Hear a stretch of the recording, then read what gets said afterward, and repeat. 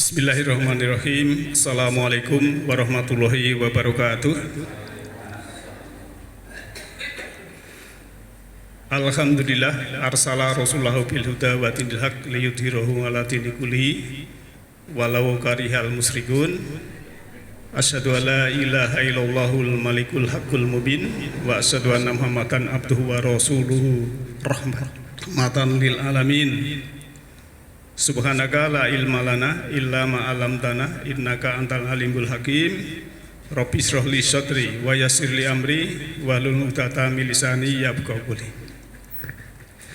Ibu bapak, sahabat semuanya, kajian Majelis Taklim Nurul Huda yang insya Allah dirahmati oleh Allah Ta'ala, senantiasalah kita bersyukur, menghargai pemberian Allah pada kita semua, bahwa pada saat ini kita masih diberikan kesehatan, diberikan kesempatan, diberikan keselamatan, tenteraman, kedamaian, kenyamanan, semua itu karena Allah Maha Pengasih lagi Maha Penyayang.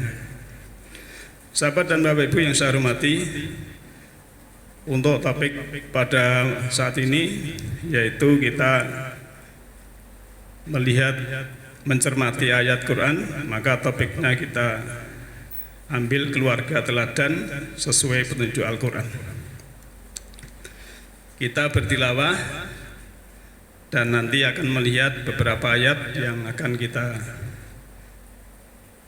beranjang sana untuk melihat beberapa ayat petunjuk Al-Quran, ya, karena Al-Quran itu kan sebaik-baik berita, ya. Kalau kalian baca dalam surah Az-Zumar ayat 23, berbunyi di situ ada Allahu nazala ahsanal hadis, bahwa Allah itu menurunkan sebaik-baik hadis atau sebaik-baik berita. Dan Al-Quran juga sebaik-baik tafsir ayat satu dengan yang lain. Kalau kalian baca di dalam surat Al-Furqan ayat 33 disebutkan di situ adalah ahsana tafsiro, sebaik-baik tafsir.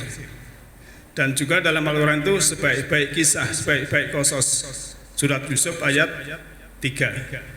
Oleh karena itu maka marilah kita beranjang sana untuk melihat beberapa ayat Al-Quran di mana supaya keluarga kita menjadi teladan menurut dalam Al-Quran itu. Bapak yang saya hormati, lantas kita akan melihat yang pertama di sini adalah fungsi ilmu kita, ya. Jadi kita belajar, lantas ada beberapa ilmu yang harus kita fungsikan, ya. Kalau kita dalam merawat ruhani, supaya nanti kita dalam berselancar beranjang sana melihat ayat Al-Quran yang berhubungan dengan keluarga teladan menurut Al-Quran. Jadi ilmu yang kita pelajari itu harus bisa memperluas wawasan. Jangan sampai tambah ilmu malah sempit wawasan. Artinya apa? Jangan eksklusif, dalam arti ya kita harus rahmatan lil alamin. Kita harus universal humanis. Itulah fungsi yang kita miliki ilmu kita. Kalau kita ya ngaji ke sana kemari tapi malah wawasannya sempit, malah seakan-akan ya paling benar sendiri, paling super sendiri, yang lain salah semua misalnya kita. Itu artinya belum memperluas wawasan. Padahal semakin kita mengetahui itu kita semakin bodoh. Jadi semakin kita belajar itu semakin merasa tidak tahu. Akhirnya yang terjadi merasa tidak punya apa-apa, bukan siapa-siapa, dan tidak bisa apa-apa. Nah, itu salah satunya. Jadi memperluas wawasan. Maka di dalam surat 58 ayat 11 kan Allah sudah berfirman kan, A'udzubillahi minasyaitonirrajim, di depan yarfa'illahu ladina amanu minkum waladina utul ilma darajah. Jadi Allah akan meninggikan orang-orang yang beriman dan orang-orang yang berilmu, wawasan luas itu, ya, beberapa derajat. Nah, di sini disebutkan darajatnya itu jamak, ya. Padahal kalau kita meneliti 1 derajat saja, 1 derajat wawasannya luas, 1 derajat wawasannya sempit. 1 derajat wawasannya sudah tinggi, yang satu wawasannya rendah. 1 derajat bahagia, 1 derajat menderita. 1 derajat surga, 1 derajat di neraka misalnya gitu. Nah, ini 1 derajat. Nah, kenapa demikian? Memang ya itulah iman dan ilmu itu harus kita asah ya. Bahkan Allah wallahu bima ta'maluna khabir, bahwa Allah itu mengetahui apa yang kamu kerjakan. Jadi kita harus wawasan luas. Ya.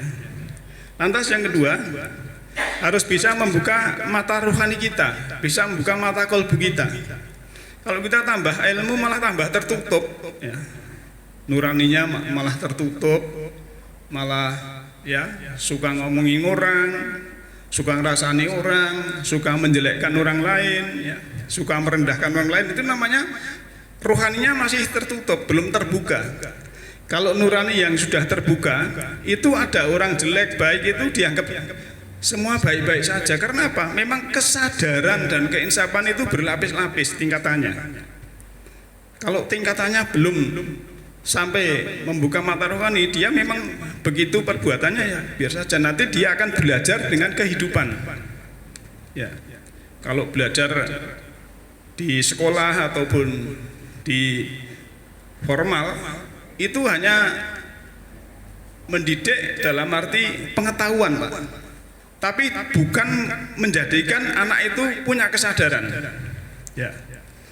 Jadi ilmunya juga kadang ya mungkin sudah saya sudah sarjana ya.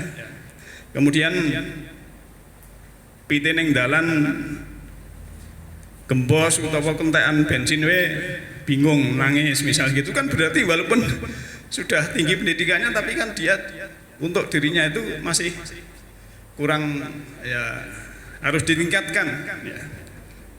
Jadi kalau kita termasuk di masyarakat, kalau sudah membuka mata rohani itu dengan siapapun ya itu akan berbuat baik-baik saja. Kita tidak akan menjustifikasi orang lain. Dan juga ya kalau tadi membuka mata kolbu ya itu kan di dalam surat 90 ya, surat Balad ayat 8 itu kan alam naj'alahu ainain, bahwa bukankah kami telah memberikan kepadanya 2 buah mata. 2 mata itu ya yang benar itu mata jasmani dan mata rohani. Maka harus bisa terbuka matanya. Sebab apa? Ya karena kalau ya tidak terbuka mata kolbu ya, ya itu kan ini sering kita ulang ya. Dalam surat Waqiah ya, itu cerita orang yang sakaratul maut tapi tidak bisa melihat ya. Ya. Penjelasan bisa baca surah Waqiah ayat 83 sampai 85 itu kan. Di situ kan disebutkan falaula idza balaghatil hulkum wa antum hina idzin tangzurun wa nahnu aqrabu ilahi minkum walakilla tubsirun. Maka mengapa ketika nyawa sampai di kerongkongan, padahal kamu ketika itu melihat nyawane ning kene iki jane ya melek, dan kami lebih dekat kepadanya daripada kamu, tapi kamu tidak melihat.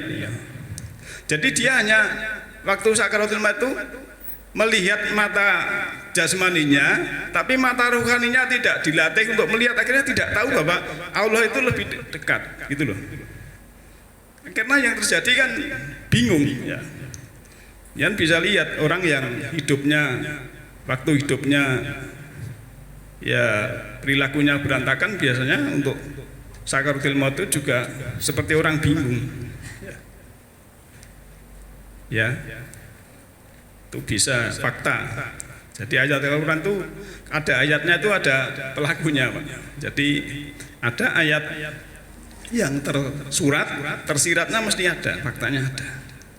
Jadi mari maka ilmu kita memperluas wawasan kita, juga bisa membuka mata hati, mata rohani kita. Dan juga ilmu yang kita miliki itu harus bisa mendekatkan diri kepada Tuhan. Tambah ilmu itu tambah dekat pada Allah, ya. Sebab apa kalau tidak tambah dekat dengan Allah, walaupun nuwun sewu sudah di depan ada kemudian belakangnya ada magister bahkan apa, tapi kalau tidak dekat pada Allah, itu malah ya akan repot. Biasanya manusia itu suka lupa, ya. Waktu di kampung, ya, itu sama keluarga baik, dengan istrinya baik, ya. Nanti jadi anggota DPR di RI sana dah beda, ya, ganti istri, ganti mobil, ganti rumah. Ada Pak yang gitu? Ada. Ya itu manusia kadang begitu, ya. Ya, maka harusnya ilmu juga termasuk harta itu makin mendekatkan kepada Allah. Tapi kadang ada orang yang wah duit itu tidak penting, ya. Ini bagi orang yang ya kalau saya menganggap ini dangkal duit kok tidak penting. Padahal sesuatu yang penting itu lebih mudah kalau ada duit. Ya. Tapi bagi orang yang kadang duit tidak penting, duit tidak penting. Iya tahu ya, lawang sedekah infak, ya, munggah haji misalnya umroh ataupun kita zakat itu kan pakai duit tidak penting misal gitu. Ya menurut saya bukan. Terus neng dunia gur mampir ngombe. Ya. Itu nanti kalau dipahami dangkal ya, terus ngelukur arep ngopo. Akhirnya lah mampir ngombe kok sudah tahun, lah nek sudah tahun orang nyambut gawe miskin kan ya rekoso kan begitu.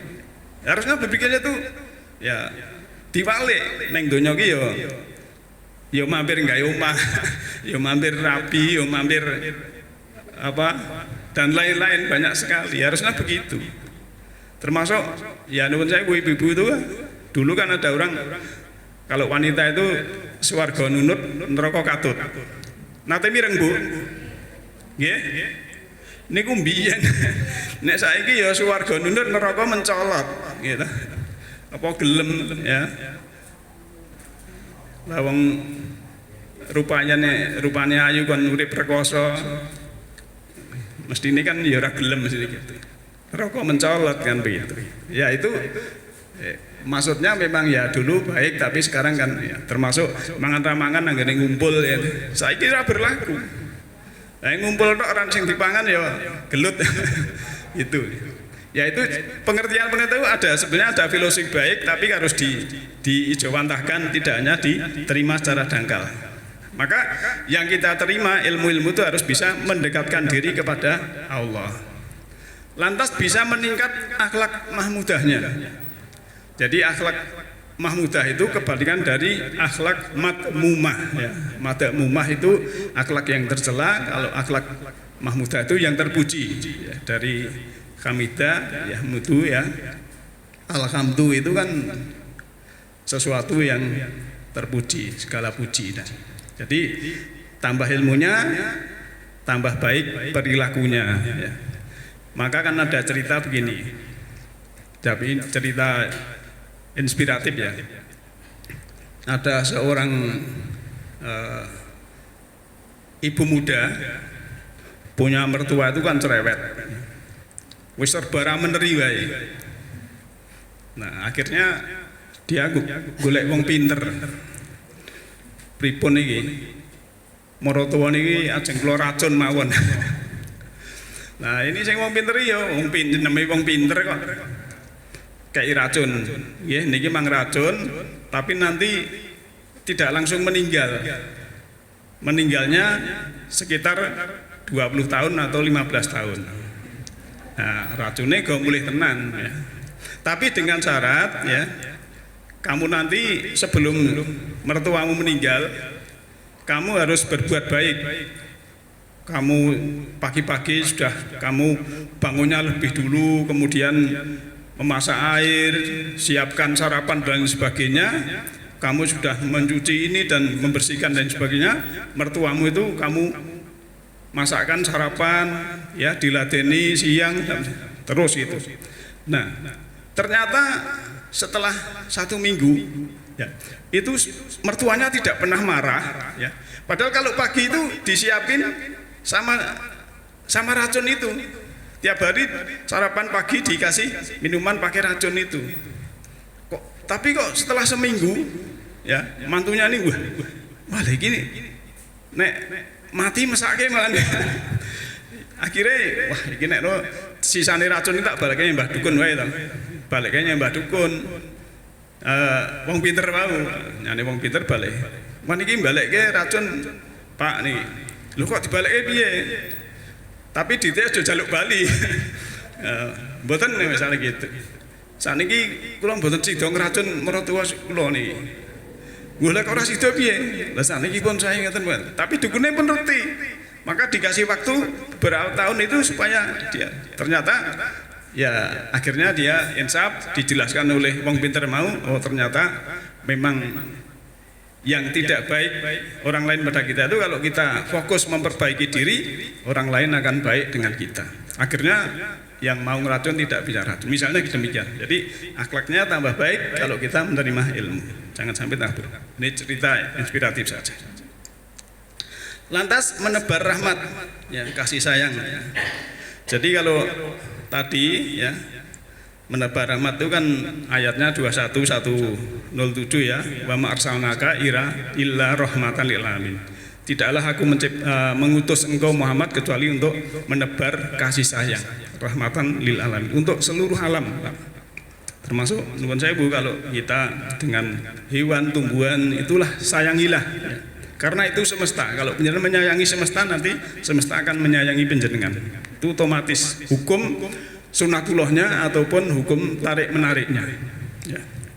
Kalau tadi ya, yang berhubungan mendekatkan diri pada Allah itu kan innallaha ma'alatina taqwa walatinahum muhsinun, bahwa Allah itu bersama orang-orang yang bertakwa dan orang-orang yang berbuat baik. Nah, ibu bapak yang saya hormati, jadi minimal 5 ini ya, kalau kita bisa ilmu kita berfungsi ini, insya Allah kita bisa merawat rohani kita bisa bahagia, karena bahagia itu adalah dalam saklarnya di diri kita sendiri, Pak. Jadi kalau itu ada listrik saklar, bahagia ini kita yang mencet sendiri. Biasanya kan orang mau bahagia itu nunggu orang lain berbuat dulu. Ya. Wah aku bahagia kalau anakku demikian. Lah nek anaknya orang demikian akhirnya ora bahagia. Ya sudahlah, bahagia kita putuskan sendiri, saat ini kita bahagia. Jadi saklar kebahagiaan itu ada di dalam diri kita masing-masing. Nggak usah nunggu. Ya. Aku bahagia nek suami saya itu sering bawakan makanan. Rasa ngono nanti wis. Bahagia dalam diri ya pengen makanan ya masak sendiri misalnya gitu. Atau sebaliknya. Jadi wah aku bahagia nanti kalau tetangga saya baik dengan saya. Lah kalau tetangganya memang sifatnya tidak punya sifat baik, kalau kita aman memperkosa, ya kita bahagia saja biar dia tidak baik ya tidak masalah kan begitu. Malah pripun niku kalau nyapu itu sampai para tengen kula misalnya gitu. Ya kita ndak usah ngeleke ben wae sampai iki kita timbal dhewe nanti dibuat tempat sampah. Itu kan penak. Tapi kalau kita malah ngeleke dan sampe mangke padu malah repot ya gitulah. Jadi bahagia ada dalam diri kita sendiri, jangan sampai kita menunggu orang lain. Ibu bapak yang saya hormati, hakikatnya ayat Al-Quran itu kan artinya tanda. Jadi ayat itu tanda artinya. Apa tanda Allah yang paling besar? Ya, menurut surat An-Najm ayat 18 ya. Ya, ini mana tadi? Saya buta ambil.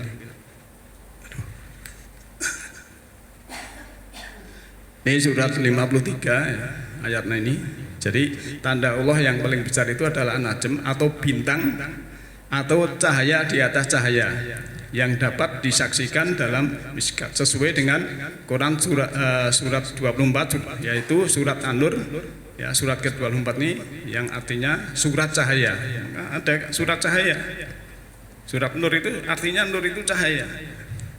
Jadi bisa dirasakan bagi yang tahu ilmunya, tahu caranya. Termasuk kita mengaji ini nanti kalau kita bisa mengasah mata kolbu, mata hati, mata ruhani, kemudian kita memberikan nutrisi jiwa, vitamin jiwa, makanan jiwa, nanti akan tahu ya piye. Kalau kita tidak tahu ya. Jadi rumah saya begini, apa yang sudah kita tahu kita kerjakan, nanti kita yang belum tahu itu Allah akan memberikan ilmu itu. Dah itu otomatis ya. Karena kita ada pertanyaan itu semesta akan menjawab.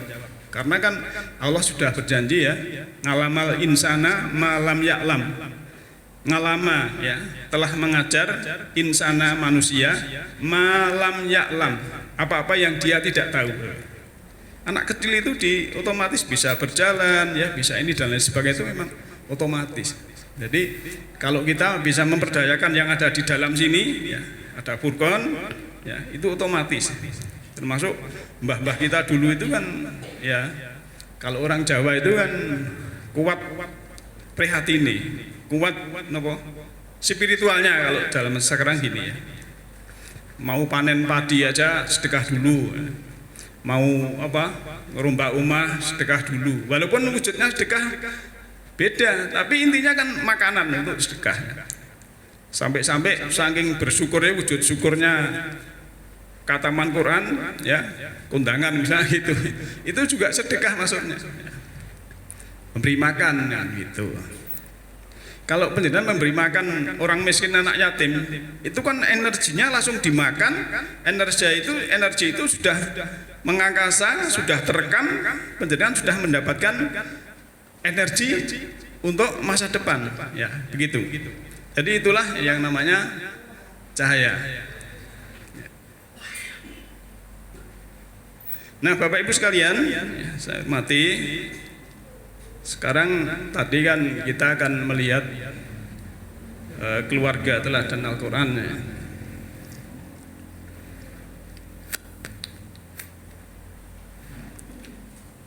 Keluarga cinta Al-Quran itu memang ya harus dimulai dari keluarga kita, bukan kita mengharap orang lain ya. Minimal kita mulai dari diri kita sendiri ya.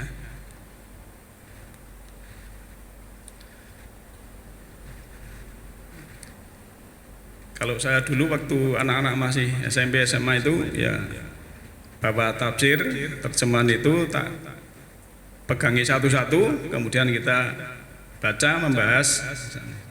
Mungkin nanti kalau saya sudah tiada masih ingat, dulu itu Bapak begitu misalnya gitu. Nah nanti ya pola itu yang ada di dalam, itu mengolah sendiri dengan belajar kehidupan itu. Biasanya orang itu kalau diajari formal itu malah tidak mempelajari, tapi begitu ada pelajaran dari kehidupan, oh nek ngene iki salah, ngene iki kok ora nyaman begini ini ya, misalnya ngapusi wong iki kok ora tentrem ya. Kalau marah-marah itu kok tidak baik. Nah, itu nanti akan merubah dirinya sendiri dengan itu ya. Oleh karena itu ya, mari kita ya melihat beberapa ayat di sini ya. Penyan bisa baca ini, kalau mau baca Quran di rumah dibaca surah 23, 97, 98 ya. Ini biasanya untuk ya supaya kita dijauhkan dari bisikan syaitan. Lantas dalam hal keluarga cinta Al-Quran itu memang dimulai dari diri kita sendiri, supaya apa? Supaya keluarga itu ya sukses, bahagia, mulia dan lain sebagainya. Ini ada perkataan ulama ya, menuju keluarga bahagia ya bersama Al-Quran. Di sini ada sejarah, Nabi kan mengatakan innallaha yarfa'u bihadzal kitabi aqwamam wa yad'u bihi akharin. Sesungguhnya Allah meninggikan derajat suatu kaum dengan Al-Quran dan merendahkannya juga dengan Al-Quran ya. Itu memang sesuai dengan ayatnya ya. Alatnya kan kalau orang yang beriman itu mempelajari Al-Quran, kemudian akan meningkatkan kecerdasan, kesadaran, keinsafan, itu otomatis. Bahkan dalam sejarah juga mengatakan khairukum man ta'allamal Al-Quran wa 'allamahu. Sebaik-baik kamu adalah orang yang belajar Al-Quran dan mengajarkannya. Nah, kalamullah yang maha mulia diturunkan pada nabi yang mulia, diturunkan pada bulan yang paling mulia, diturunkan pada malam yang paling mulia, diturunkan untuk kemuliaan seluruh umat manusia karena sebagai rahmatan lil alamin. Nah, sahabat dan Bapak Ibu yang saya hormati, lantas kita tampilkan hanya orang yang suka membaca Al-Quran ya, mulia bersama Quran ya. Kemudian ini untuk memotivasi saja. Tapi ada orang yang menghina Al-Quran ya. Ya, kalau Al-Quran itu mungkin ada kan di internet atau apa itu Quran dibakar misalnya. Padahal itu hanya simbol, Pak. Quran itu sebenarnya rohnya. Maka kalau kemudian ingat ya, pelajaran yang lampau itu ada Quran Majid, Quran Hakim, Quran Mubin, ya, Quran Nadim, dan apa ada 5 itu pokoknya. Ya. Jadi jangan sampai kita walaupun itu hanya tulisan, tapi jangan sampai kita istilahnya merendahkan atau menghinakan, karena itu adalah simbol. Ya, namanya simbol itu ya, walaupun rohnya Al-Quran itu kefahaman hikmah yang terkandung di dalamnya. Ya, ini dalam berita-berita dulu ya, yang berhubungan dengan orang yang menghinakan Al-Quran. Ya, ini banyak sekali tadi kan Al-Quran sebagai kisah ya, surat Yusuf ayat 3. Kemudian Quran itu sebagai obat ya, surat Isra ayat 82. Wa nunazzilu minal Qur'ani ma huwa shifaa'u wa rahmatul lil mu'minin, itu wala yazidu dzalimina illa khosara. Ya, sebagai obat kolbu ya, obat ruhani. Bukan Al-Quran dibakar terus abunya diminum, bukan itu ya. Ya. Maka bersama Al-Quran menuju keluarga bahagia ya. Ya, ini Al-Quran kadang diletakkan tempat kotor ya, kadang dikira Al-Quran itu bisa mengusir hantu ya. Kan ya, ada sebagian itu kan kotak sumbangan diberi kok Al-Quran nggo Joko men nek duyul. Itu ya karena ilmunya belum sampai ya ben rasa dielek-elek itu loh gitu. Jadi saya sering menyampaikan keinsapan, kesadaran seorang itu bertingkat-tingkat. Jadi kita kalau apa itu levelnya itu ya biar saja, nanti akan mengetahui dari sedikit ya. Ya. Ada kalanya Quran itu hanya untuk bersumpah palsu ya. Ada waktu di lantai itu kan sirai dhuwure kok Quran. Tapi berdadi kok ya korupsi, kadang sing anu ya itu terlibat narkoba, aku yang gumun ya bisa. Itu namanya kan cuma untuk apa ya, akal-akalan. Bahkan kan ada Quran dibaca kalau susah, kalau ada keluarga meninggal ya.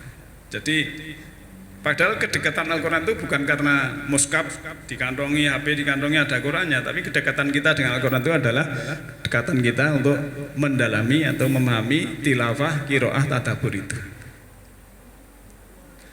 Ya, ini untuk motivasi ya, selalu bersama Al-Quran, walaupun baru tingkatannya translasi ya, belum masuk ke dalam. Ya. Ini kalau di rumah ya, saling membaca itu ibu hamil dan lain sebagainya, tilawah ya.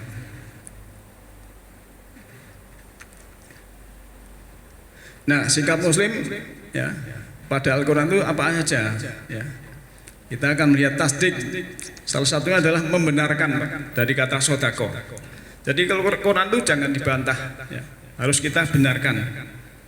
Maka kalau ada orang tilawah membaca itu kan terakhirnya Shadaqallahul azim. Biasanya diartikan ya, maha benar Allah dengan segala firman-Nya. Padahal artinya sodako itu fi'il madhi, sodako telah benar, Allah yang maha agung, al-azim.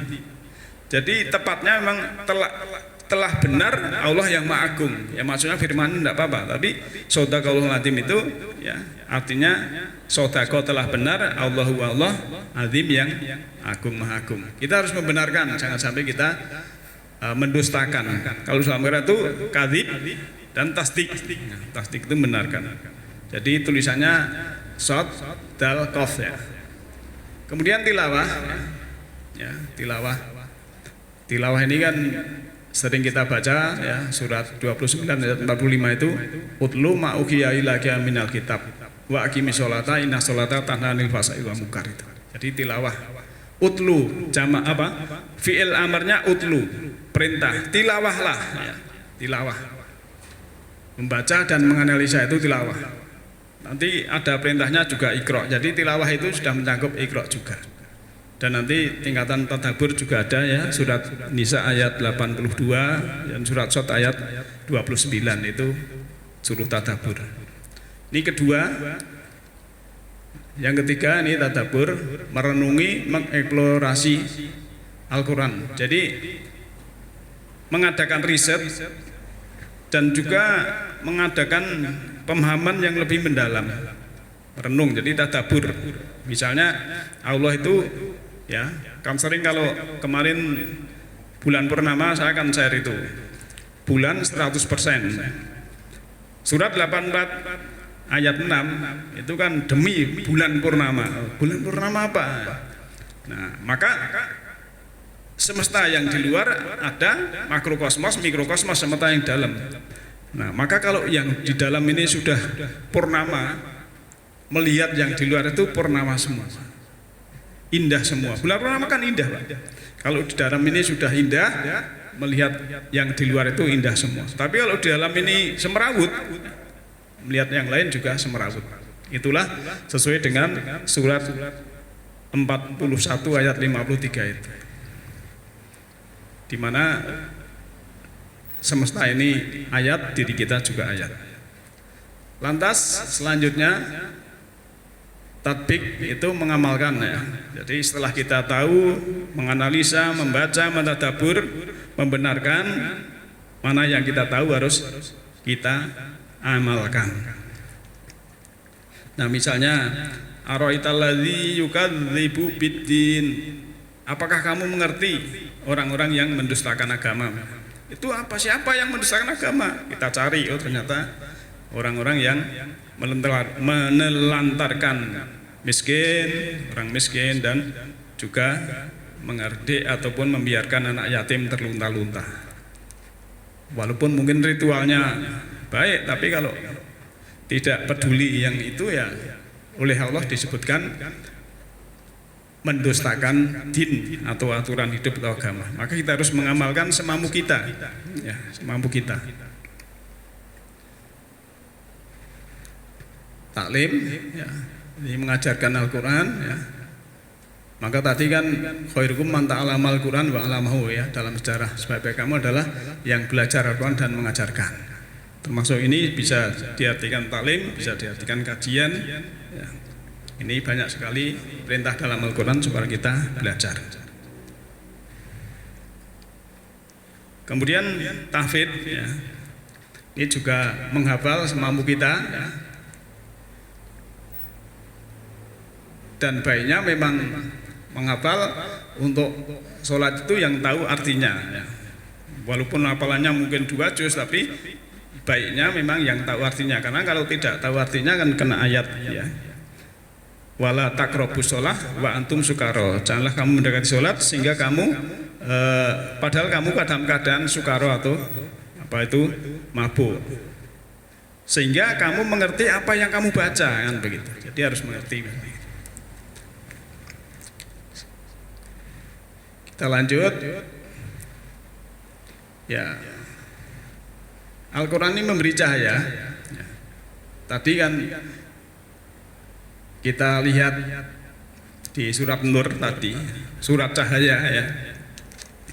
Di situ ayat 35 kan ada penggalannya, anak kalimat ya. Ini sering saya sampaikan, berulang-ulang kita ingatkan, yahdillahu linurihi mayasa. Allah memberikan cahayanya berupa semesta rohani itu kepada siapa yang dikehendaki. Nah, cahaya ini siapa yang dikehendaki? Yang dini yang berkehendak. Kalau manggone ning kene tidak berkehendak, dia di sini tidak berkehendak, ya cahaya ini tidak. Tapi dia harus masuk sini, nanti dapat cahaya. Itu loh. Jadi seperti Allah menunjuki yahdi mayasa, misalnya Allah menunjuki hidayahnya kepada yang dikehendaki. Yang dikehendaki itu orang yang berkehendak. Kalau tidak berkehendak ya enggak. Ceritanya begitu. Jadi berlaku kausalitas atau sebab akibat. Kita lanjut. Ya. Ya, ini dalam sejarah juga. Jadi paling ora omah iki ya nggo maca Quran sehingga dikatakan seperti kuburan kalau tidak untuk baca Al-Quran. Jadi gitu. Jadi memang ya manusia kan juga telinganya juga perlu, Pak.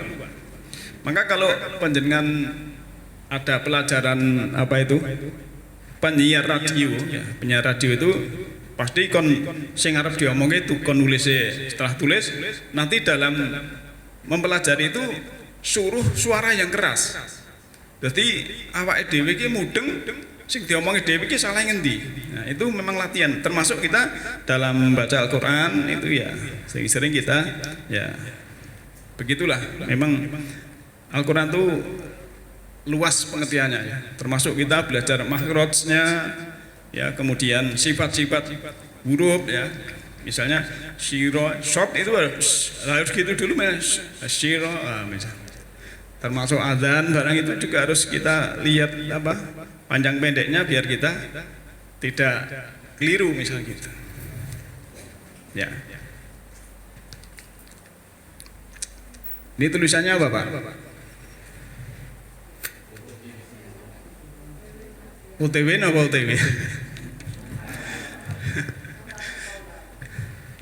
Ibu-ibu ya anggere maca WA-ne ngono. Yo warisan yo. Saya sudah OTW. Wah, mak-mak ya bahasane gaul lah. Nah, bapak-bapak mbuh. Nek mboten pitados mang waos ngene ibu-ibu niku anggere pas arisan dawis kaya niki wau to tanggal 5 misale kidul arisane wah. Wah, iki kok enek tulisane ayo OTW no. Ya, tapi sini untuk ngaji Al-Qur'an ya. Ya. Cerita. Paham ya? Maksudnya gampangannya mangkat ngaji ngono wae. Kalau ini numpak kuda ya kita ya jalan. Nah, sahabat dan Bapak Ibu yang saya hormati, ya, kita masih melihat dulu di sini surat Al-A'raf ayat 204 ya. Kalau kita membaca Al-Quran dibacakan dalam kitab taklim atau dalam kita di mana ada acara-acara pernikahan atau yang lain, itu harus kita ingat ayat ini ya. Wa idza quriyal Qur'anu fastami'u lahu wa ansitu la'allakum turhamun. Jadi untuk mendapatkan rahmat itu apabila dibacakan Al-Quran, dengarkanlah dan perhatikan dengan tenang agar kamu mendapat rahmat. Ya. Biasanya kan ngomong dewe. Sampai saya kadang pernah kok ya khotbah di mimbar sini, khotibe wis ngomongi manggone ngarep dhewe ngobrol. Lha iki piye iki ngaji misalnya gitu. Padahal nek ya nuwun sewu ya. Tapi saya maklum paling mengingatkan nek dalam hati saya arep ngingatke ora tekan, tapi ya memang kesadaran keesapanya atau ilmunya segitu ya. Ya tidak apa-apa misal gitu. Padahal perintahnya Al-Quran itu ketika Qur'an ya fi'il mabni majhul ya, ketika dibacakan Al-Quran ini juga fi'il amr fastami'u ya, fa dan isma'u. Fa maka isma'u dengarkanlah, wawu jamak kamu sekalian, lahu yang dibaca tadi ya, wa angsitu dan diamlah. Di sini diartikan perhatikanlah. Lah nek memperhatikan karo diam kan sami ta, Pak. Jadi ngrungokne karo meneng ya. Nek ngrungokne karo omonge jenenge ora ngrungokke. Nah, maka la'alakum turhamun, agar supaya kaum itu mendapat rahmat, dirahmati ya. Itu loh. Jadi termasuk itu kan biasanya dalam acara pernikahan atau apa itu kan tilawah Quran dulu, yaitu kita diam dulu. Kalau enggak ya kono maca Quran, wah rame-rame ya. Itulah memang biasanya yang tahu sedikit, yang ngamalkan juga sedikit ya.